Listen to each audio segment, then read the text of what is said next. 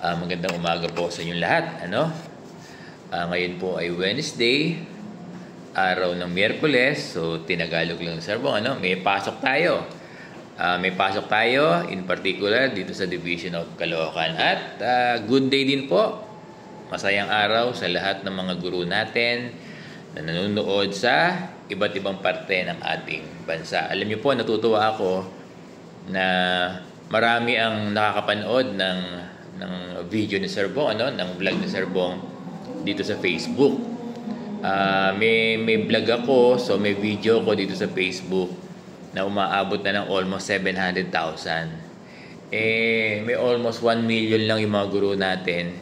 So, ibig sabihin, more than half ng ating mga guro sa buong Pilipinas ay posibleng nakakapanood ng vlog ni Sir Bong, at ito po ay nakakataba ng puso, nakaka-motivate, nakaka-encourage para gumawa pa ako ng mga vlog patungkol sa ating mga guro, sa concern, sa benepisyo ng ating mga guro sa public schools. So, usapang aral pa rin tayo. Walang kamatayang aral kasi maraming issue dito sa flagship program na aral ng DepEd.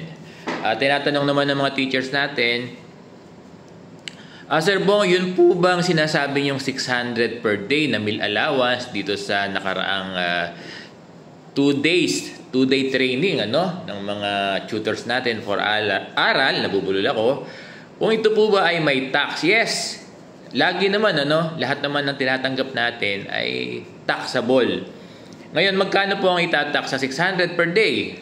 Ang itatax dyan ay 4%, ang ililes sa 600 ay around 24 pesos, ang matitira ay 576. So kung 2 days yan, 48 pesos yung makakaltas doon sa 1,200. Kaya ang matitira na lang sa 1,200 ay 1,152 pesos.